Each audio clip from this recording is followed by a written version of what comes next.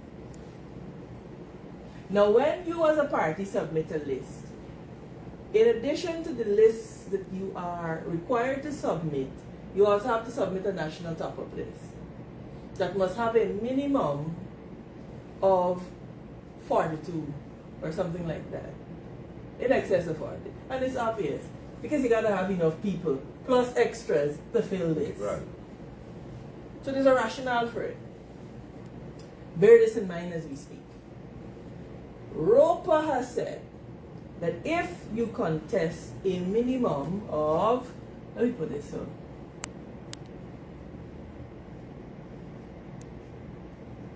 Right. These are the regions or the electoral districts, right? What ROPA has said is that you have got to contest a minimum of 6 of these. And the minimum that you choose to contest must be equal to 13 seats. So you just can't choose any 6. The 6 that you choose have to be equivalent to 13 seats. So 13 of the 25. 13 of the 25. So this teacher man's So right. you just I'm still asking basically 13 of the 25. Yeah, So yeah. good. Which is a good portion. Right. Just a little over half Right. of this. Right. Right? Now, various regions got various amounts of seats. Right? Set out in ROPA. Right. The Representation of the People's Act. So, by providing a minimum 6 regions, right? 13 seats, you get entry into the general election. And I want us to put up a graphic, pull up that graphic for me of GECOM's guidance material. We're gonna show you it on the phone. Yes. Somebody, if you could find it for us. So why are you looking at that, please? And as a Guyanese observing this, you mentioned that the Representation of People Act is clear. That, and GECOM told us this. You have a minimum of 6 regions in which you must contest, and when you add the number, the number of candidates, it must amount to 13 candidates. 13 seats. No, right? 13 seats. No, ROPA assigns a seat quota to each region. Right. So region 4, which is the largest, has 7. Has 7 because it's the most densely populated region. So the number 7. of seats is equivalent through their computation to, or it is the basis for its determination is the population size. Oh, okay, good. So you have 13 some regions seats got 1, some have 2, Correct. some have 3, Correct. some have 5, etc. Right. Region 10 has 2. Right. Region 10 has 2. Now, this top part here, ROPA also provides, when you put 1x here, you're doing 2 things. They fused these 2, the general and the geographic, into 1. So when you put your x, you are voting for the general and the geographic as a matter of administrative convenience, not as a matter of law. Right. Because it made administering, in fact, we should have had 3 different ballots. I was about to ask. Right? So you vote for the president here, etc.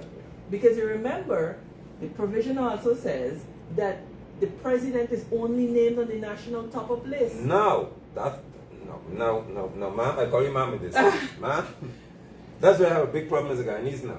For real. And you ought to have the problem, because let me set the basis for it. Please. And our argument.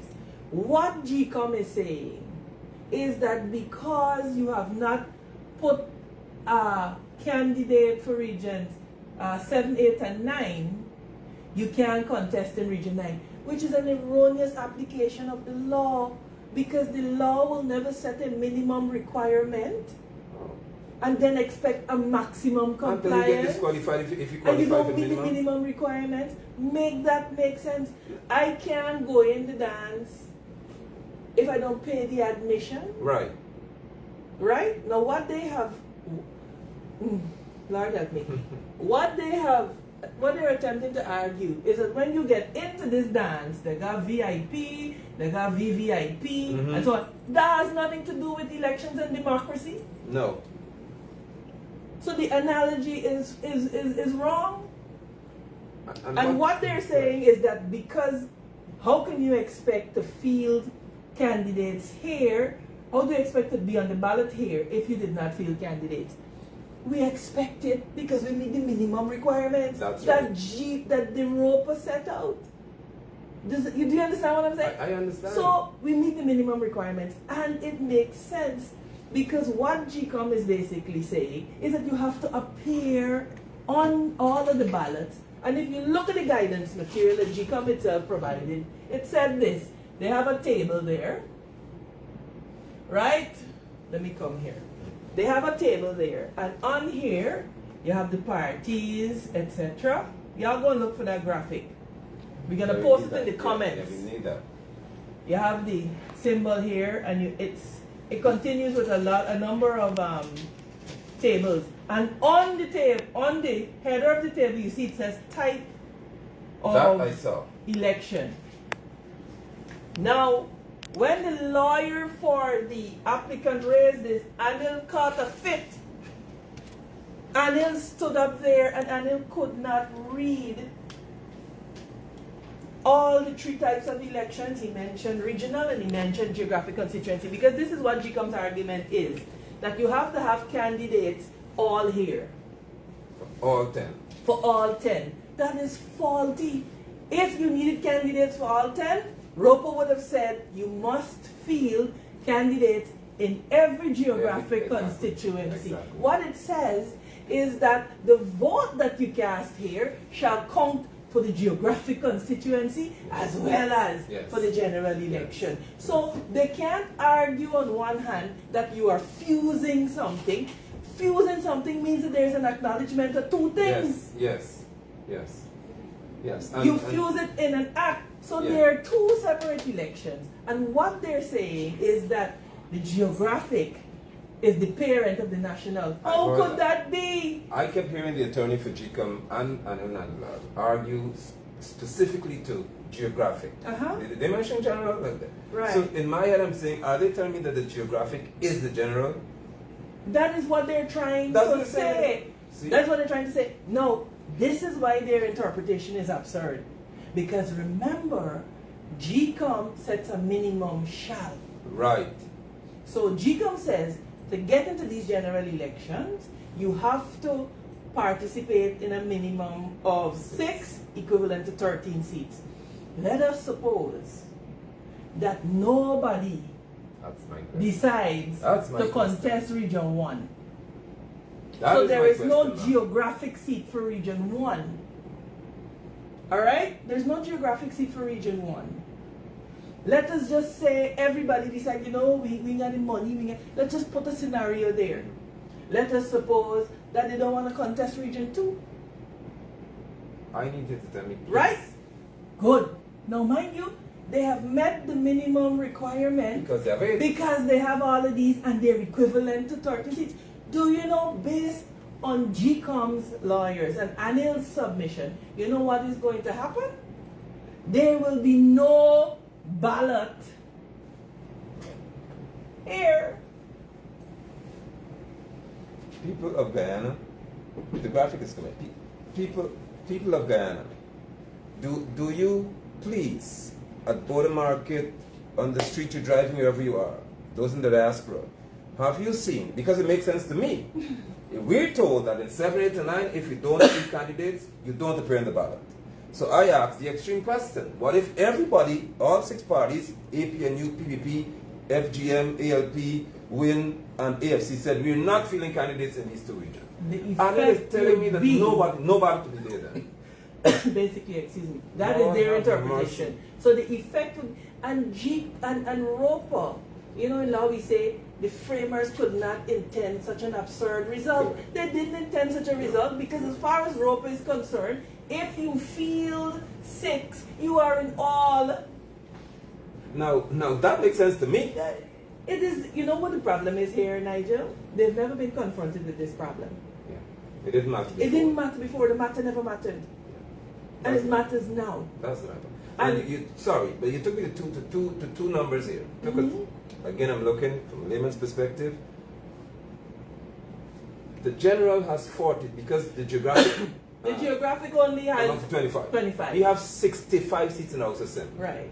Again, I'm trying to understand Anil because Anil is paid by us as taxpayers, so he has to speak on my behalf and talk sense.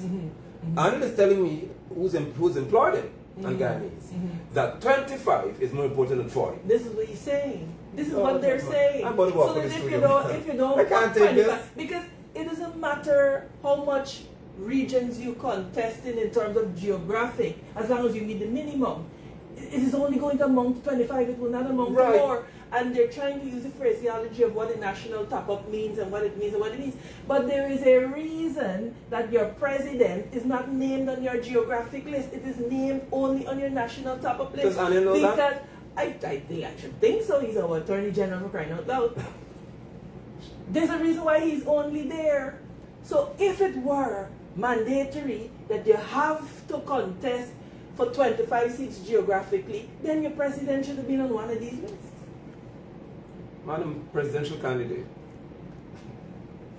please forgive. As the guy said in 91 with the elections, the time, I never forget that reporter. He said 2001.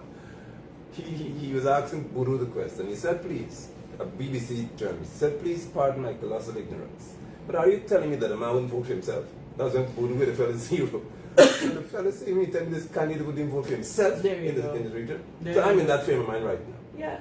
The president comes from, is put on the top national top of list for a reason, because the Constitution says that the vote for the president got to be conducted throughout the country. Now you see, not appease the GECOM decides. That is what I'm asking about. Throughout the country has to mean throughout the country, and throughout the country means all the regions. And as long as parties meet the minimum, their symbol has to be reflected throughout the country. Now that is on this side of the matter. Let us look on the voter side. Let's pretend that you are the applicant. Right. Right? You are living in region 7, 8, or 9. You love Forward Guyana movement policies. You see who the geographic candidate is, you want to like them. You don't like the cut of the gym. Right. But I like the presidential candidate. I want to participate in that election. Anil and GECOM's interpretation would mean that you do not have that right. You do not have access. And ballot access is a qualitative element in free and fair elections. You see, Anil then come from the school of thought that say no matter how this vote gets into the box, as long as it's there, it must be counted. They do not concern themselves with the qualitative element of the vote. And this is what Crystal Fisher is saying. I have read the law. It says that to be in the general elections, you got to have a minimum of 6. The law has never said that you must participate in all 10 geographic. This is why, if that were the case, then you would only be required to submit 10 geographic lists. That's right. That's right. But it could not be, because these 10 geographic lists will only amount to 25 seats. And you know it's bothering me? And I'm repeating it because I'm very, very troubled by this. That the Attorney General is telling a citizen that she does not have the right to choose a president. Basically. And the absurdity of GECOM's assertions would be that if nobody decides to field here, right, they can't choose a president. Yeah, they're not going to be on the ballot. No, this is serious. This is serious. This is not a joke. This is too serious to and the problem that you have is that we have leaders who do not take the time to speak to people and educate them on exactly what is happening. They obfuscate, they come and they grandstand, and they'll say it was frivolous, but he is in the court fighting as if his life depends on it. And then what they're doing is dog whistling, because they're in the court and saying they're saying that in fact FGM is disenfranchising voters. Can you imagine? Yes. A political party. I heard No, political party is not a constitutional being per se. You don't have to register a political party. Right. So that there is not necessarily juridical personality to it. It is an association of people. So to say that would be to say that, they have committed some error by not, when the law places no such obligation on a political party. And they're seeing it only as this is, and they like to propagate this as, oh, this is for Guyana trying to stall the elections. It is not. It is a question of ballot access. And you know what? It doesn't only affect us. It affects the ALP, and it affects 100,000, over 100,000 Guyanese citizens in region 1, 2, 7, 8, and 9. And that's just the reality of it. Now, instead of coming and saying, you know what, there may be merit here, no, it's frivolous, it's vexatious, they're wasting the court's time, and they're trying to make Forward Guyana seem like the enemy. Well, I have news for them. You can say what you want about us. We will bring the facts to the people, and we will educate Guyanese, because you know what? We cannot have a nation that continues to thrive on ignorance. You heard what Barry Jagbio said, that Guyana got some certain type of certain types of people, and he could say that confidently because he knows that they prefer to keep people dwelling in ignorance. So this is just an idea of what it is that the case is about, and what the applicant has said in the case is the exclusion from the ballot is a denial of ballot access. Yes. Ballot access is a qualitative component of the vote. Yes. Think about a vote as having various components. There's the numerical value, there's the qualitative value. Right. Quality has to do with ballot access, coercion, all of that. And then there's just the physical part of putting the vote in the ballot box. And so what she's saying is that you are affecting it because I don't even have a ballot in the first place. Something has to be done. So there's a misapplication of ROPA.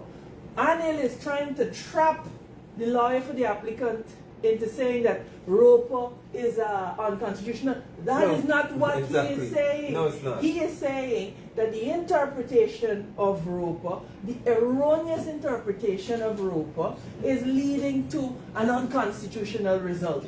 That is a denial of ballot access. It's undermining Article 13 that talks about inclusionary democracy. It is undermining Article 9 that talks about sovereignty belonging to the people who exercise it through their duly elected representative. Something else has troubled me, and I think the graphic would help us with that from GECOM, because GECOM, I saw in a press release where this is this thing, because he pointed to this type of election. Now, if GECOM mentioned there's certain types of elections. Right. Just tell me if you can see this, please. Types of election. If you could see this, you see here it has. Can we zoom out? Yes, let me walk. You see this? Type of election. What does it say there? General election, geographical, and regional. And if you zoom out, you will see that there are 1, 2, 3, 4, 5, 6. And what is there is a tick, symbolizing that this person is going to be contesting in the general elections. No, madam. And this is a true interpretation of what ROPA means, because it means they meet the minimum requirements. And this came from GECOM, right? This came from GECOM. So let's go to Forward Ghana movement. Please, purple. Look for the color. Royalty. Let's look for the color of royalty. Look. Do we qualify in the general election? You will see for general elections, there's a tick there. There's a tick for ALP that competed in 6, and then when you look at the bottom, you'll see geographical constituencies, and what this means is that we are competing in these geographic constituencies, and we are competing in these regional. You couldn't be more clear. Now, when this was introduced in the court, Anil drew a fit. He started talking about, they're misreading this. Look, it's colored brightly like little children. I'm like, sir, this is GECOM's story. You're saying GECOM treating Guyanese like little children? And he wants to know whose handwriting is it on the top, because the lawyer took a physical copy that he had made notes on and so on, and he was showing it to them. Now, mind you, he wasn't asking to tender that into evidence because he would file it electronically through the e-filing. So take us back. Like I said, I'm a slow learner. So take me back to the simplicity of this whole thing. GECOM says there are types of election. Type of election. If you have type, it means you have to see what you're talking about. General, geographical, regional. Yeah. If GECOM told us about types of elections, as you saw the graph, that's why I said this matters to me. And GECOM says you have to qualify for these types of elections that we have. There are 3. Now, you qualify for the geographic constituency by putting a geographical constituency list in. Excellent. You qualify for the regional by putting a regional list in. You qualify for the national by making sure that you put a minimum of 6 of these, equivalent to 13 seats in. It's that simple. No. It ain't rocket science. Now, as simple as you've made it, the Attorney General, you're not the Attorney General, the man who's paid to represent me, as much as Anil... He's doing a good job. Okay. As much as Anil thinks I have a problem with him, Anil, you represent me. That's what I told Irfan as well. When you speak on behalf of the nation. When Anil speaks, he represents us, he refers to the Constitution. How can it make a modicum of sense? I come again to numbers. 40 to Anil is less important than 25. Man, if you have to vote in the House Assembly, I would like to think that if 40 people vote for something, 25 is supposed to lose. But PPP politics doesn't go like that. Anil convinced me yesterday that numbers don't matter to them. Yeah. What matters to them is who has power, not the numbers. And what is more important is that our presidential candidate is entered in what is called national top-up list. Irfan Ali is on the top-up list. Nigel is on the top-up list. Arby on the top-up list. You know what bothers me? That people, and I know you're the gentle person, you don't go. So just release me for 60 seconds. 60 seconds. And this the views expressed here are mine and not necessarily the How in the world you could tell me? Aubrey Norton, Nigel Hughes, Simona Brooms, Azadin Mohammed, who else? Fine. Irfan. Irfan. Well, I expect nothing better from you.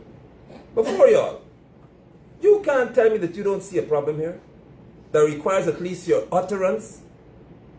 This is not about your party. This is about Guyana's well-being. 100,000 citizens. Oh man, how can you region 2 has 57,000? You have over 100,000 Guyanese who are being told that you will not choose your president. This bothers me for real. Bad. When I get vexed, I talk fast because this provokes my soul to think that people. I don't want to call you certain things, but I'm just suggesting that maybe your interest is elsewhere. And you don't see it's a big problem. But for me, the Constitution matters because we would swear to uphold the same. Yeah. It has to matter. It has to matter. It has to matter. Article 13, it talks about an inclusionary democracy.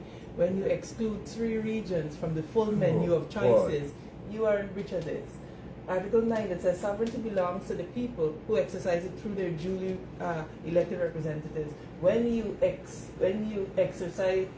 exclude the full menu from these people, do you consider them still duly elected representatives? No. And therefore you are impinging on the sovereignty of the people of Guyana. And then of course the pleadings have articles 149 that talks about 160 that talks about the president being elected throughout the whole of the country. Don't cite me on the article because there's so much information. But they're in the pleadings, and the pleadings are public documents. The media has it. And so I expect that the media is going to point out the inaccuracy that the Attorney General has said in terms of no specific provision being broken by GECOM.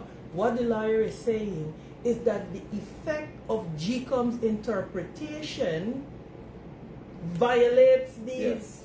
That's what he's saying.